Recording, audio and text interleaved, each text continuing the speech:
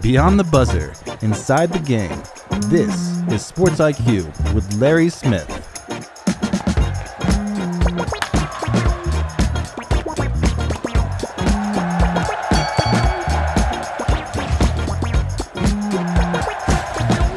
SportsIQ on a Tuesday. Glad you're with us here. Larry Smith, and we've got another great show for you. We're talking lots of college football in a couple of minutes here.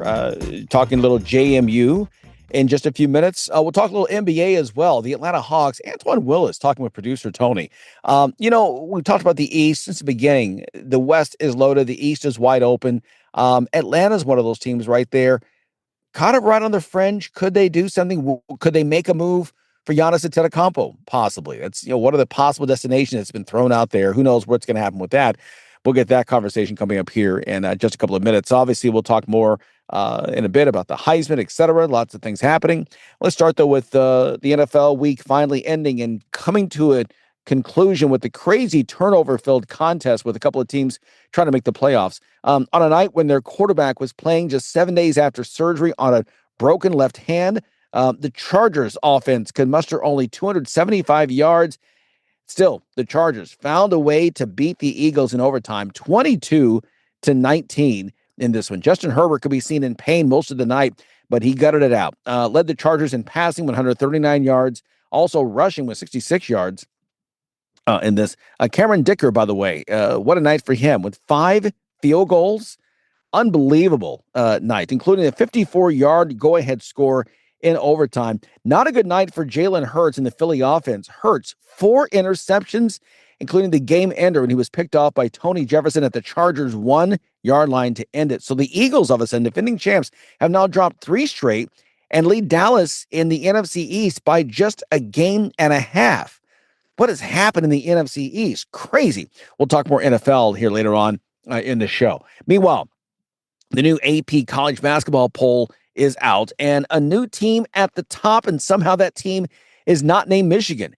Arizona jumping over the Wolverines and Duke to take the top spot this week. The Wildcats, by the way, 4 ranked teams this season, an average margin of victory of 21 points.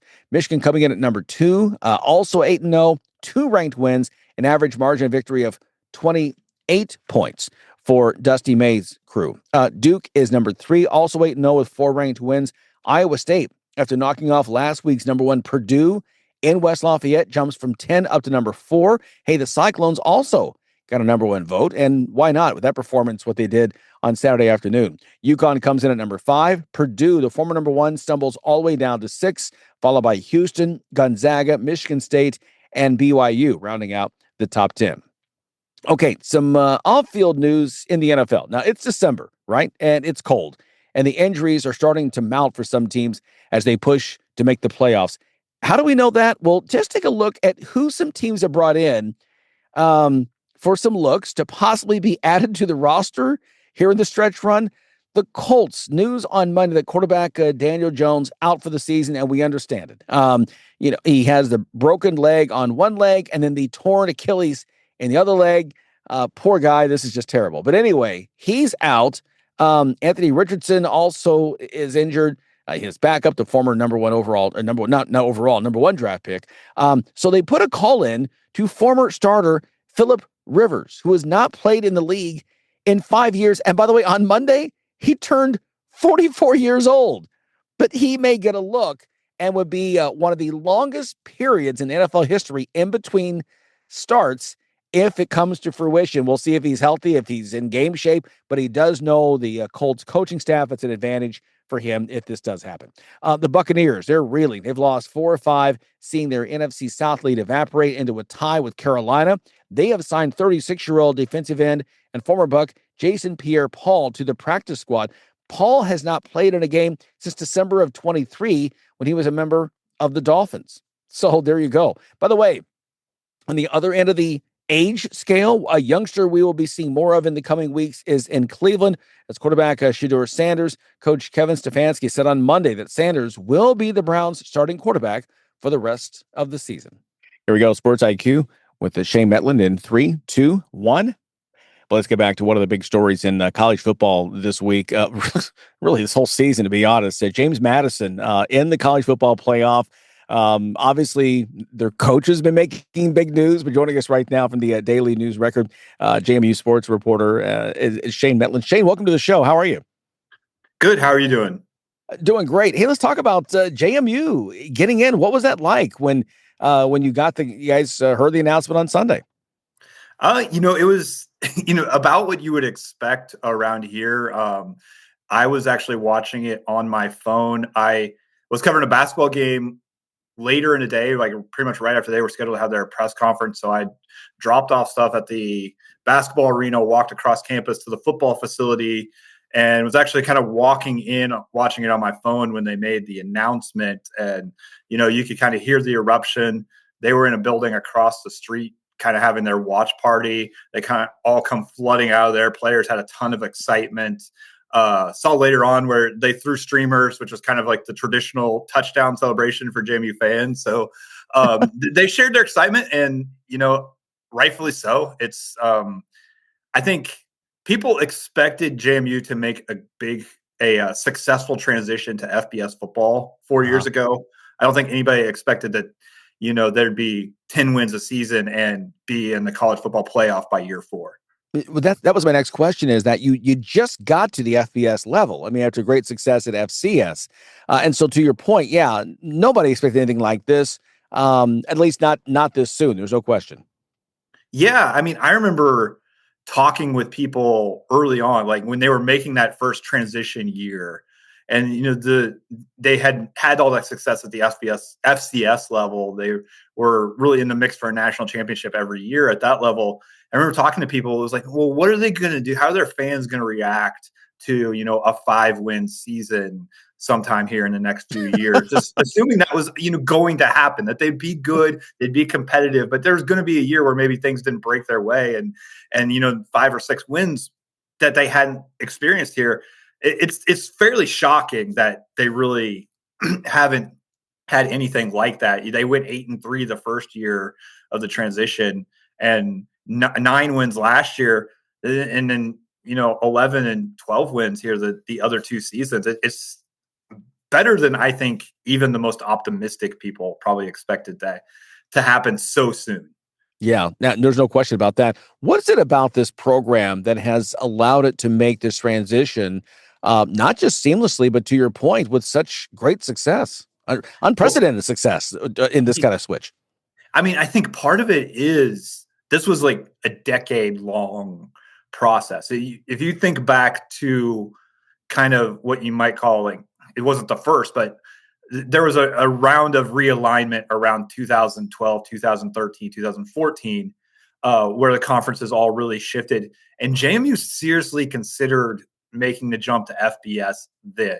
They talked to the Sun Belt at that time. They talked to Conference USA. They talked to the MAC. I think they really kind of wanted to have more discussions with the American at that point, and it didn't really go as well as they hoped. So they did some things. They built a new basketball arena. They continued to pump money into their other facilities. They tried to drive their fundraising outside of, it makes a lot of headlines that their student fees are pretty high to pay for athletics. And that's a little bit different in some schools. They've really tried to drive their fundraising outside of that to catch up in that regard. But they made the decision then, they didn't take the offers from Conference USA and the Sun Belt at that time. They said, okay, we're going to prepare for the next round of realignment. And then when it came around in 2021, kind of kickstarted by Oklahoma and Texas joining the SEC, their administration was like, okay, now is the time. We're ready. If we go now, we will be competitive right away. And I think that had a lot to do with it. It was a long preparation, it wasn't just a reaction to realignment starting again. It was like we'd been waiting for our opportunity for about 10 years. If you're the JMU alum or administration, that was kind of their mindset, and they were ready for it at that point. That's amazing. Of course, let's get to the coaches. The guy who is already gone, Kurt Signetti. That's you've got to have great coaches to build a program like this and sustain it for a decade. Was he that good when he was there? We see what he's done in Indiana. It's just incredible what's taken place. Yeah, I would say yes. He was that good. I mean, you look at it, we were always kind of amazed when they were making that transition. Like you talk about 2021, 2022, those first 2 years at FBS, we were always kind of amazed. Like you see guys on the field, like that guy was an FCS walk-on a couple of years ago, and now he's like starring at this level. And then the same guy is all Big Ten the next year at Indiana, and they were like, he was able to really not just recognize talent, develop it. But I think that was like the biggest thing that's given him success at both JMU and Indiana is just really, really being able to recognize talent and evaluate in the recruiting process. And so, yeah, yes, this guy was playing at St. Francis, but I think he will be a star at this level. And you see guys dotting his roster all over the place that have had that kind of success that nobody else was really recruiting. And then Bob Chesney comes in and just picks up where he left off and running. Yeah, and also a guy who I think is a excellent talent evaluator, which I think is kind of the key at a place like JMU where you're not going to pull in 5-star recruits. You got to see the guys who maybe should be 5-star recruits and aren't. And you looked at Chesney; he was bringing NFL talent to Holy Cross, and doing more of the same at JMU. I think that was where their personalities are not the same, but that was where there was a lot of overlap between Cignetti and Chesney as just being top tier talent evaluators in their recruiting process. Yeah, it's amazing just what they've done with this. Now he'll stay with the team until they're done. Correct? Is that the plan? Yeah, he's going to coach for the playoff run. They were able to work that out with UCLA. I think that was like one of the benefits of. He was probably the primary target for UCLA as soon as they fired Deshaun Foster, and so I think there was weeks and weeks of Chesney probably being in communication with Matt Rohn, the JMU athletic director, and them just kind of figuring out how this was going to work when the season ended. It really allowed for Chesney to say, yes, I want to take this job, but if we do make the college football playoff, I want to coach through the end. And it allowed Matt Rohn to get a head start on, finding Billy Napier as his next head coach. All of that happened incredibly fast, but I think that was one of the benefits of kind of everything being out on the table as far as like Chesney's other options. Yeah. Gee, what a concept. I've coached this team to the playoffs. I want to coach them in the playoffs. I'll wait to leave. What a concept. Yeah. And I mean, it was a different situation with Cignetti a few years ago. It was a bowl game rather than a playoff game. But, he initially kind of said, like, I will do it, but I'm going to go back and forth. And it pretty quickly, like, turned into like, hey, you're splitting your time. You're possibly recruiting our players to Indiana. Like, you got to either like be here or be there, like pick one. And he ended up going to Indiana before the bowl game. So a different situation this time around. Yeah, no question at all. Hey, I know producer Tony has a question too. We've been talking about you guys here for the past couple of weeks. Tony, what question do you have? I think as you're looking at this game, Shane, what kind of scares you all about this Oregon team that you're going to have to face in the playoffs? Dante Moore is dynamic with the football in his hands, and how do you deal with them? Yeah, I mean, I think probably what would be most concerning is you just kind of look at it. It's a Big Ten roster where, they're spending Big Ten money on it, which means their backups are probably, really, really good players. And the depth can certainly be an issue. I think that's something that has improved with JMU as they've gotten here to year 4 of FBS. There is better depth. They do more of, wholesale changes on the defensive line and things. Like a few years ago, I remember going to cover them at Louisville, and they were making all these changes on the defense, different packages, everything. And JMU's playing these 11 guys like the entire game. They're a little bit better in that regard, probably a little bit closer. But I do think like if depth becomes the big issue in this game, which it can, like that's probably where you're going to start to see the difference between a JMU and an Oregon. What's the feeling there on campus? Just not the football players, but the other students. whenever you get in these kind of situations with college kids, there's just so much excitement in the air, so much electricity, whether it be making an NCAA basketball tournament, whether it be making a bowl game, but now in the college football playoffs for a place like JMU that, students 15 years ago could never even dream of something like this happening at James Madison, right? Yeah, and I think probably like the big difference now compared to maybe like 15 years ago, like you said, it is all the kids who go to JMU are JMU fans number one. Like as opposed to, a lot of schools in the Sun Belt, especially with the overlap in the SEC. I'm not to like deride Louisiana Monroe or someone like that, but a lot of kids on Louisiana Monroe's campus are LSU fans, number one. And you don't necessarily have that as much with JMU now. I think 10 to 15 years ago, it probably was, I'm a Virginia Tech fan, but I got into JMU, or they've got a great, hospitality program or whatever it is. So that's where I'm going to school. But I might try to catch the Hokies game on the weekend.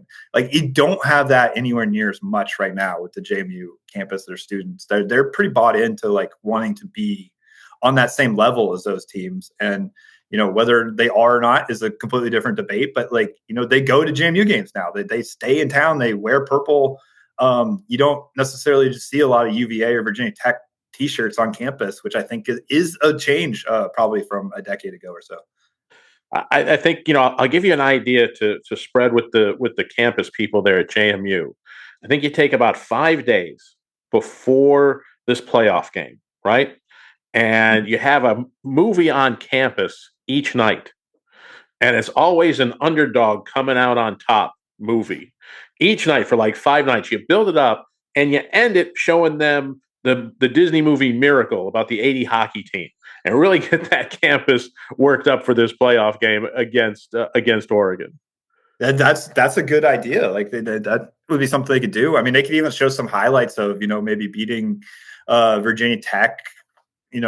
I think that was 2013. Man, I'm trying to remember what year that was. They beat Virginia a couple of years ago.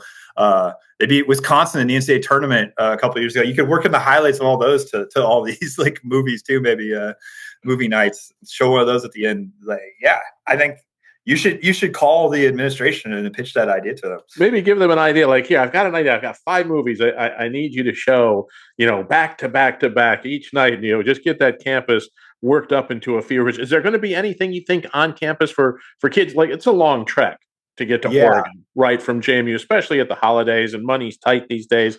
Are they planning anything where they're going to show the game inside the stadium or inside the basketball arena and allow people to watch together of that ball game? Or have they already, people are already leaving at that point to start their winter break? Yeah, I haven't heard for sure, because it is that situation where there will be, not a lot of the kids on campus. I don't know if they'll open it up just maybe for the general public, the basketball arena or something like that. I've heard, maybe they're considering that, but I haven't heard that they're definitely doing it either. So, we'll see how it ends up being, because it is a long trip.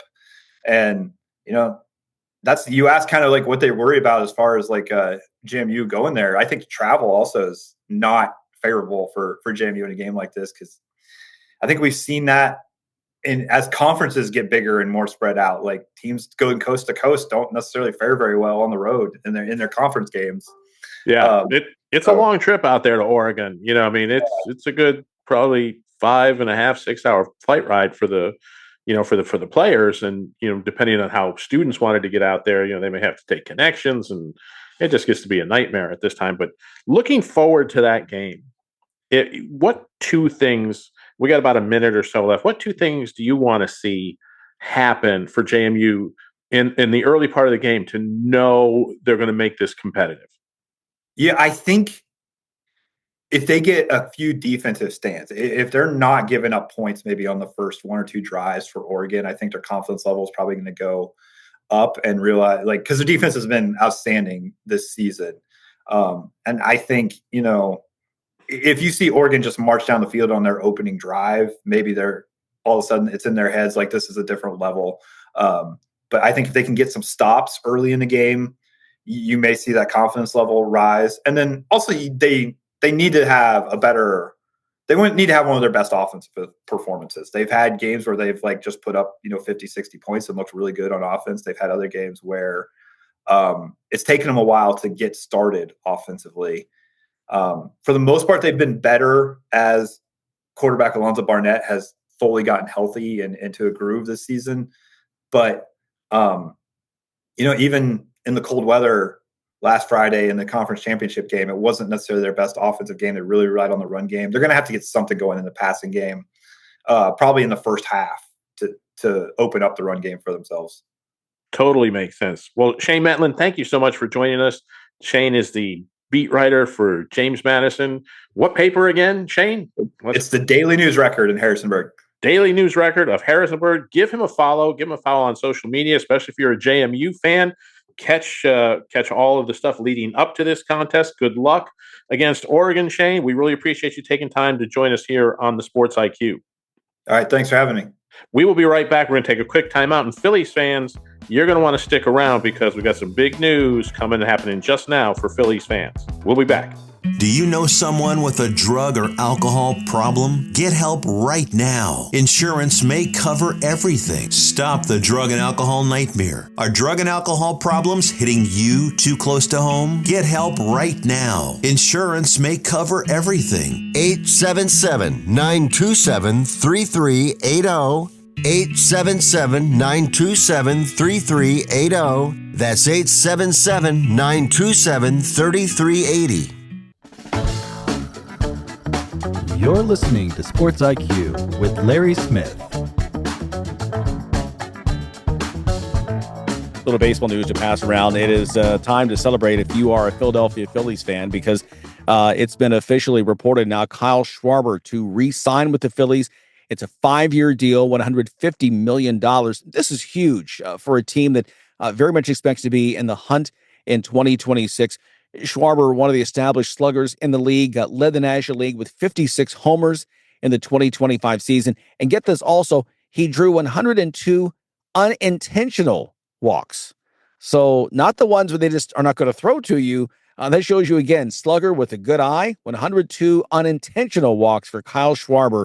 What a season he had, and rewarded with the big-time contract, 5 years, $150 million. Good news for him, and good news for Philly as well. The Heisman finalists have been announced. Really no surprise on that. The 4 going to New York on Saturday to the Downtown Athletic Club there in Manhattan. Francisco Mendoza, the quarterback from Indiana, Justin Sayan, the quarterback from Ohio State, another quarterback, Diego Pavia from Vanderbilt, no surprise there, and the running back, Jeremiah Love from Notre Dame. Now, we talked before on the show here how, the new world, and this really goes back to, this predates NIL transfer portal, although now obviously it's much more prevalent. Of the last 8 Heisman Trophy winners, 6 transferred from another school. The only 2 Heisman winners that did not, both went to Alabama. How about that? So there you go. Devontae Smith. And who was before him? Oh, Bryce Young was the other one. Yeah. So Francisco Mendoza obviously is the quarterback, or the player that is expected to be the front runner. He transferred in from Cal and just had a fantastic season in his 1 year there. He's only a junior, so he could opt to return to Curt Cignetti's Hoosiers for 2026. Obviously, Diego Pavia, not only a transfer, but has constantly been petitioning the NCAA for more eligibility. Loves it there in Nashville in his second season with the Commodores. And again, coming off the best season in program history. And Sayan coming in as well, Ohio State taking over for Will Howard, who transferred in a year ago, leading the team to 11-1, make that a 12-1 record, and headed to the college football playoff as the number 2 seed as well. So again, it would seem, that may continue in terms of the whole transfer love on the Heisman. So listen, you bring a player in, they leaves, you bring another player in from another school. Don't fret. That player could be a Heisman winner. You just never know. More college football news, by the way. Obviously, the big stuff with LSU and Ole Miss and the coaches, and Lane Kiffin is not going to be allowed to coach the team. And he went out and told the public that they won't let me coach the team. I'm getting paid over here by this other team. Well, it turns out 4 offensive coaches that are going to follow Kiffin to LSU will stay with Ole Miss to coach them through the playoffs. This is important. Although Kiffin won't be there, the assistants who make this offense run will be a part of the Rebel staff. And of course, that starts against Tulane next weekend, not this coming weekend, but a week from this Saturday. down there in Oxford as they take on the Green Wave. Tulane is the 11th seed, Ole Miss the 6th seed. Again, as we talked before this week yesterday, the Rebels beat the Green Wave 45-10 back in September. So these two programs certainly know each other. They're a little different now, having played the entire season. But again, the Rebels won't have Kiffin, but they will have their offensive coaches helping them lead the way in this college football playoff. All right, stay with us. We'll talk a little NBA coming up next with Antwane Willis here on the Sports IQ. You're locked in to Sports IQ with Larry Smith. I just with us here on the Sports IQ with Larry Smith. Producer Tony has our next guest. Well, Larry, thanks so much. And, the NBA season is off to a great start. Now, it doesn't really get to take center stage just yet. With all the college football and NFL, college basketball starting, the NBA is just lurking there in the background. But Christmas Day, when we get all those great games, then it really comes to the forefront, I think, of a lot of people's minds. But there are some great stories going on in the NBA. And this morning, we're joined by Antwane Willis. He is the Atlanta Hawks beat writer for SoaringDownSouth.com, correct? Yes, sir. Absolutely. And let's talk about these Hawks because they've gotten off to a much better start than I think a lot of folks anticipated. Absolutely. Yeah. I think even for where they're at right now, of course, unfortunately, they have lost the last two games in a row, unfortunately. But, the last game, it was to the Clippers, but, they were without Jalen Johnson, and they actually beat them earlier this year with Jalen Johnson. So I feel like, if they would have had him, they definitely would have had a better fighting chance. But as of right now, they're 13-10 as the 9th seed in a really, really stacked Eastern Conference, as you said. As of right now, they're tied with the Cavaliers, who are also, of course, they were the first seed last year. They have amazing players like Donovan Mitchell, Darius Garland, Evan Mobley. So I feel like that shows the realm of competition that they're competing in this year, especially having wins over the Cavaliers. They've beaten the Sixers, who are above them, and they've beaten the Magic twice, who are also above them. So I feel like the real hard matchups, kind of like their kryptonites, if you will, are the Raptors and the Detroit Pistons right now. Both teams have given them issues. When they lost to the Raptors at the beginning of the year, I think people thought, well, they kind of assumed it was the same Toronto team from last year. And I think they have really came out with an entirely different culture with RJ Barrett, with Brandon Ingram really getting used to that system that Darko has made for them. So I think Toronto really is a strong top 3 seed this year. They have the star trio, especially with Scotty Barnes, the former 2022 Rookie of the Year. He's looking amazing. So I really am excited to see what this young Raptors team can do. And the Knicks, they're New York, of course. We expected them to be up there, and they're performing pretty well. If I had to give my biggest surprise of the Eastern Conference, I guess it would kind of be this Celtics team. I think Jaylen Brown's been playing amazing in the absence of Jason Tatum. The way he's leading this roster, he's really, especially like the efficiency he's been working with this year. I think it's really shown the level of dedication he really took on this offseason, knowing that he was going to be without his star, like his co-star. And he had 42 points last game with 4 assists and 4 rebounds in a 6-point win over the Knicks. So I think he's really, again, solidifying himself as a dominant all-star in this Eastern Conference. I think a lot of people like to kind of put Jaylen Brown and Jason Tatum's shadow, and I've always been high on Brown, especially in the playoffs. We saw him get that Finals MVP. So I think the East is really, really crazy right now, honestly, like you said. And I didn't expect this. Like I said, the Raptors surprised me. The Magic, they faced adversity at the early part of this year, but they're getting it together with Desmond Bane. Finally, really getting into that system, coming over from Memphis. And outside of that, of course, you got your bottom teams, Charlotte, and the Bulls started out hot, but unfortunately, they're like 9-12 now. They've lost the last 5 games. But yeah, I do think that Detroit kind of has a tight hold on the East right now. I think Cade Cunningham's operating at an MVP level. And when you have a superstar of that caliber with the team around him, especially with someone like Jalen Duren down in the post, he's only 21 years old. And I feel like that's the biggest part of his entire potential of his game is that he's so young performing at this level. But I do want to end it on Cunningham. He is averaging 26.5 points with 6.5 rebounds and 9.2 assists. He is shooting 45% from the field, but I feel like that's just him continuing to grow into his game. He's still really young at 24. So I think the fact that Cade's performing at this level at 24 years old, by the time Cunningham is like 26, 27, I think he'll really start to be in those SGA talks and get that same level as respect, especially because they're winning this early, especially, and also because Jaden Ivey hasn't even really gotten to integrate himself like that. So when they get him back as well fully, and him playing long duration stretches on back-to-backs and stuff like that, I think we could really see this Pistons team truly really assert themselves as like that dominant team moving forward in the Eastern Conference. Yeah, that makes perfect sense. Let's talk about the Hawks a little bit. And, you mentioned Jalen Johnson was out the last game, probably just resting. But Jalen Johnson has really taken his game to a whole nother level this season. What has transformed him? What was he working on? What has made him better so far in this early part of the year? Well, we know he was working with LeBron James over the offseason. Like I feel like that was a really big motivation for him, especially seeing how they have similar play styles, being point forwards with the same body, same frame. Jalen's about 6'9". I think it's about 6'10", somewhere around there. Real strong body. I think JJ Warrior's about around 220, 230 now, maybe. So he's getting up there, absolutely, in terms of his mass. I think his development has really been a part of his work ethic, his drive. He came out last year. He was, I think one of like 5 players to average 18 points, 10 rebounds with 5 assists last year. And that was in 36 games before he suffered that season-ending injury with that torn labrum. So I feel like just him showing that sample size, I think he was on pace to have a year like this last year, at least like get the attention and really be like really show that he was going to be a rising star. But I think the way he's taken off this year, I feel like it's just a matter of, because of course, Trey did get injured at about the 5th game in the season, unfortunately, but I think it was at the 3rd, 4th when they played the Nets.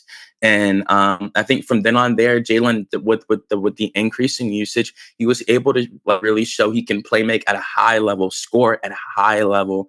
Both these because when Trey's here, he's of course a ball dominant player, being the starting point guard. So I think now that Jalen's gotten to really show more of his repertoire with pull up mid ranges, threes on the fast break, he's abusing mismatches with no hesitation. His confidence has really skyrocketed, and then also, the biggest thing for me has been his ability to absorb contact. It's been a really long time since the Hawks have had a player who could just come down the lane and just catch a body whenever they really want to. So the fact that Jalen, his jump shooting is increasing. He's operating at about a 54% field goal percentage. He's one of 2 players in the league right now to average 20 points, 10 rebounds with 5+ assists.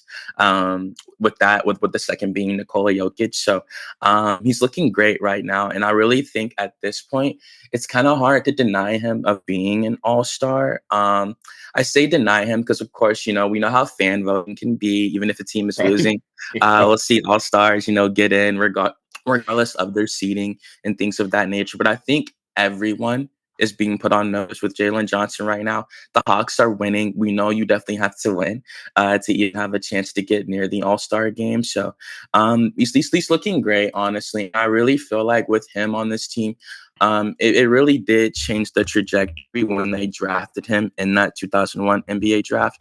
And I feel like the most poetic thing about it for me is that how much this benefits Young. We saw what happened with the whole John Collins thing when, of course, he did have a little bit of a decline. He had some underlying injuries that he was battling. But of course, we know how the NBA is. You got to play even when you're hurt. So now for John to leave and just for Jalen to rise and for Jalen to explode into something of this caliber, being because I've always felt a point guard and a power forward is the best star duo you can have.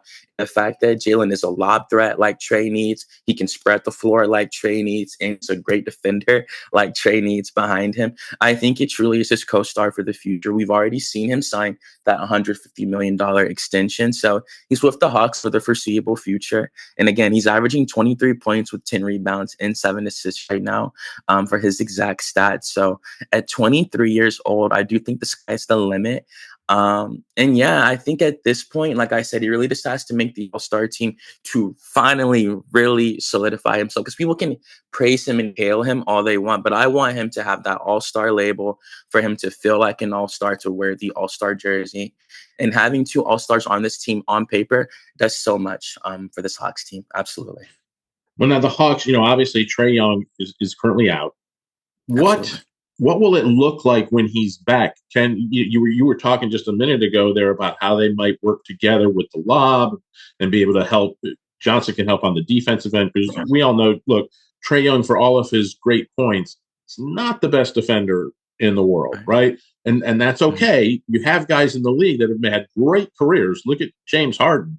He carries a Matador's cape better than anybody out there on the defensive end, right? But they can make a great career for themselves. Can these two really coexist with the Hawks and really help each other to raise the Hawks team up to be a contender in the East?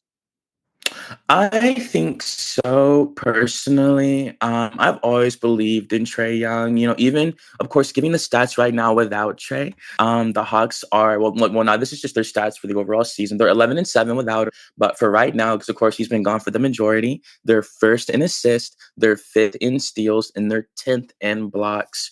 They're 18th in points. So I do think that Trae's going to help out a lot with that when he comes back. Absolutely. Just being the 20-point per game scorer. I think he averages like 25 a game for his career being in the league. So I think he can only help this team better on the offensive end. He's a generational playmaker.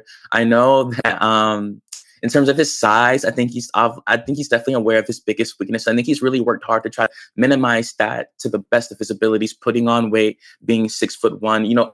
Watching his entire career, there's been times where he's definitely getting better in the passing lanes. 100%, he's being more attentive, really trying to exert more energy, just disrupt the offensive opponent more, even with his size, poking at the ball. Because he'll guard Cade Cunningham, dudes his size with no fear. And I think having Dyson Daniels has been massive for him, having that 6'7" cohort with him in his backcourt.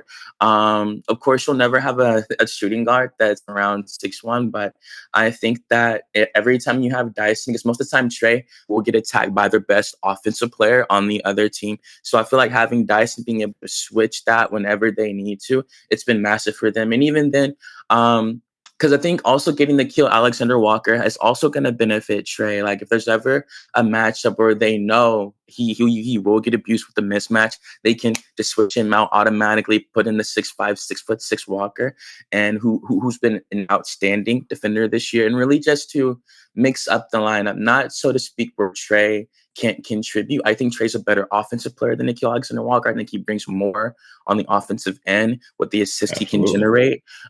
So I think it's just kind of like, every superstar has its weakness. It's kind of like an Achilles heel. But we knew what we were getting when we drafted him that size. And I think for Trae to be 6'1", I think he's overseeded expectation as a 4-time All-Star in this league. I don't think people realize how hard it is to operate and work at his level being that size. So they built this team for him, specifically for him, for the weaknesses that he has. They did not give him that extension because they wanted to see if this team could work around him. So I'm going to give him the benefit of the doubt that when he comes back, he can only make this team better. Like he's a whole different person from when like that whole 2021 run, like at 27 years old.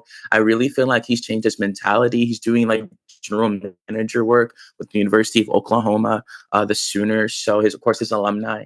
But I feel like just that mentality alone, he's really focused on championship win basketball. And I really think him seeing the offensive weapons that he has, because let's be honest, this is the best team he has ever had during his entire NBA tenure with the Hawks. So we got to give him the chance to really come back and just really utilize the offensive weapons. I think he's only going to elevate this team. The defensive gravity that he possesses, still being Trae Young, is only going to draw multiple teams, like their best defenders on the opponent's end.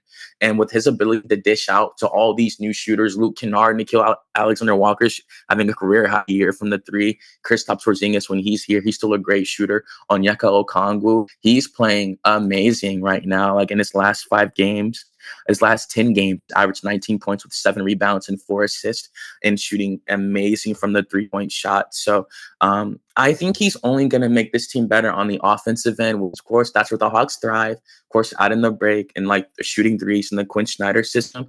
And if the defense does become an issue, we finally have the solution for that with the roster they've constructed, with being able to replace him with Nickeil Alexander-Walker in that starting lineup whenever we can. And we know Nickeil can contribute, averaging 20 points a game this year. So I do think this team has, I think the depth is the biggest part that's going to help Trae Young, the versatility they have on the offensive and defensive end. And I still think he's the best offensive player on the team. So having, again, that defensive gravity, it's just going to do so much because teams are already starting to double team Jalen. They're getting used to him. They're reading the scouting reports. They saw he won Eastern Conference Player of the Week. So he's getting out there. So now that the Hawks have 2 players that can draw the defensive end, you know, I really feel like this Hawks team can win a lot of games when they really, really get in their groove. And like around like January, February, when we're in the heart of the season, I really think that's when we'll see the full potential of this Hawks team. And I don't think we know that until Trae Young comes back and at least plays 10 to 15 games with this new roster. Awesome. Well, Antwane Willis, thank you so much for taking time out talking to us about the Hawks, about the NBA. We really enjoyed the conversation. Remember, this is Antwane Willis. He is the Atlanta Hawks beat writer for SoaringDownSouth.com. Give him a follow on social media, especially if you're an NBA fan, if you're a Hawks fan. Get all your inside knowledge. Antwane, we'll be calling you again, as the season progresses, and then talk some more about the league. Mm-hmm, absolutely. And the last thing I will say, please do, because you came me up around the draft time.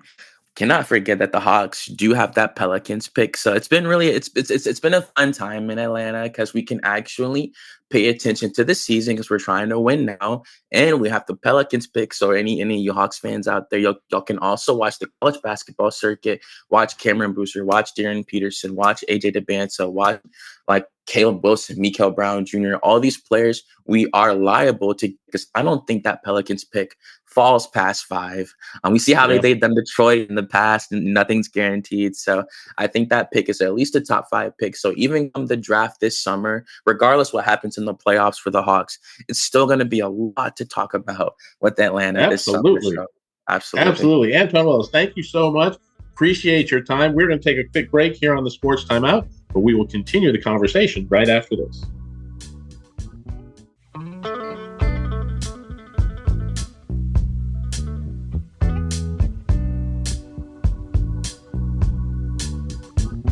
As we promised, a little NFL chat right now. Our producer Tony, as we were talking, we always wrap up the NFL on Tuesdays as we get to the end of the show. Hey, how about this Charger performance last night coming through, and Justin Herbert coming in? You know, I don't know if he gets the respect, but he's come in maybe because it's West Coast, and again, we've talked about the media doesn't, sadly, East Coast media, they just don't pay attention to West Coast. It just feels like it's, at least for me, as much. But what a gritty effort last night to get that win for LA. I mean, talk about a hero performance out there by Justin Herbert. The hand is all in a semi-soft cast. Every time he's got the ball, the Eagles players are trying to punch it out. So they're hitting that hand, which just had surgery 7 days ago. He guts it out, makes it through the entire game, got sacked at least 5 times, pressured another dozen more, still led the team in rushing. Yeah. And a few of those were RPO runs where he just decided to keep the ball himself. I mean, he willed that team. Yes, the defense helped by picking off Jalen Hurts 4 times, and Hurts also fumbled. So the Eagles were their own worst enemy. But man, talk about a Superman performance from a quarterback. Give it to Justin Herbert. I mean, he really needs to be considered for NFL Player of the Week just for gutting that out. Yeah, absolutely. And now the Chargers right there in the thick of things with a big win. We'll get to the Eagles here in a minute. I want to talk about the other side of that coin and where they are right now. But I want to stick with the injury situation and the Colts right now. Daniel Jones, if you're going to honor Herbert, honorable mention to Daniel Jones as well for trying to fight through a broken leg, and then you wind up injuring the other leg as well. This guy just can't catch a break. Yeah, you've got to feel sorry for Daniel Jones. He comes out as a number 1 pick, goes to the Giants. It never really clicks. They never put offensive linemen in front of him. He had Saquon Barkley for a while behind him, but they let Saquon walk, and it just went from bad to worse. He lands in Indy towards the end of last year. They make him the starter in the offseason, and they get off to a fabulous start, and he's leading the way. He's not making mistakes, no turnovers. Then he breaks the leg. They're starting to stumble here down the stretch. People have kind of learning to key on Jonathan Taylor and not let him beat them. And I think, the injuries are starting to mount up. And then he tries to play through that pain of having a broken bone in his fibula, and he winds up tearing his Achilles tendon. We've seen, Larry, so many Achilles injuries, in the last year, just alone in basketball and football. And, what is in the water, because something has happened. I don't know if it's the shoes. I don't know if it's how they push off. I don't know if it's the training, but more and more really high profile athletes having trouble with Achilles tendon injuries. Yeah. And we didn't see it to this degree 20, 30 years ago. So you're right. If it's something in terms of the way they're training, something that's changed, like you said, the shoes, the playing surfaces, like you said, I mean, in basketball, a court's a court, right? I mean, it's all hard surface. It's not it. So, but there's something there, and you're right. It's unfortunate the way this team was rolling right along, and then now here comes Old Man Rivers, literally coming in. Thank you. Tip your server. Coming in now, maybe save the day in Indianapolis. No saving the day in Kansas City, but what a run for the Chiefs. Let's just stop for a moment and just pay our respects to what this franchise has done over the past decade. Yeah, the only way they make the playoff is if, there are some miracles along the way. They have to win out, and that's just to get a wild card. And look, the division is over. They're not going to win a 10th straight division title, but what a great run for 9 years. It happens to every football dynasty because the NFL is set up for parity. The NFL is set up to make it an even playing field. So even if you've got a generational quarterback like Patrick Mahomes, if you can't keep putting the pieces around him, at some point you're going to stumble and falter. The schedule has been no favorite. And all those close games that they won last year, all those one-score games they won last year, they're losing this year. So the ball is not bouncing their way, but take nothing away from that franchise.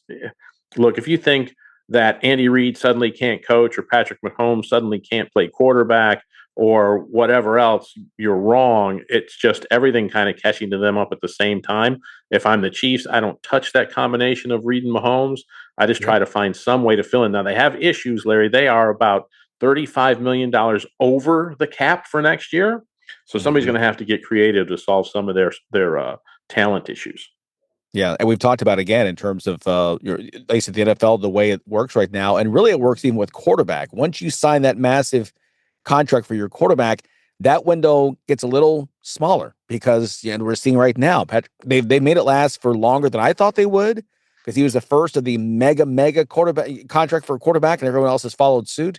But yeah, a lot of holes to fill there and no money to which to do it. So yeah, let's get some creative arithmetic going there in Kansas City. Hopefully got that math degree in college, whoever's doing that. Now let's get back to the Eagles and the NFC East. What happened to this Philadelphia team? You were saying before, we've seen this from this team, just incredible, crazy shifts from this Eagles franchise. Yeah, let's just, let's run it back to 2023. They're going through the same issues that they had at the end of that season. They were cruising along. Everybody thought they were shoo-in to be the number one seed in the NFC, and they were going to go to the Super Bowl and blah, blah, blah. Well, they lost 5 of their last 6 games coming down the stretch, including in the wild card round against Tampa, where they were not competitive at all, and Tampa blew them out in 2023. Yes, they came back. They were the class of the NFC. They blew Kansas City out in the Super Bowl, came back this year, got off to a great start. Looked like everything was humming along, but that offense, there's some issues there. I don't know what it is. I don't know if it's the lineman being out. I know Lane Johnson did not play last night. Landon Dickerson got hurt during the game. They're probably their 2 best offensive linemen, so they're having some issues there. Jason Kelce retired, a couple seasons back. So there's some issues on that offensive line that they aren't able to get it done. And Jalen Hurts didn't look good. 4 picks last night and lost a fumble. Look, you can't have your quarterback being that careless with the football and expect to win games. And now suddenly Dallas is right in the thick of the NFC East race. Yeah, and you think about a month ago, it looked like the Eagles were the team that are going to just soar. Thank you again, their way to the number one seed and the first round bye, whatever. Now, to your point, they're right there in the mix. I mean, the Packers and Bears and the Rams and Seahawks, the 49ers in there too. So, I mean, they may find themselves going on the road if they're trying to get back to the Super Bowl for a second year in a row. Tony, that's great stuff. Okay, our moment of all is up next. Fans of big sports radio and sports spectacular podcasts have a new home on the Chief Sports Network. Find your favorite programs and content all in one place by downloading the Chief Sports app in your mobile device. Created in South Carolina, the Chief Sports Network is the home of an expanding network of live and podcast format programming.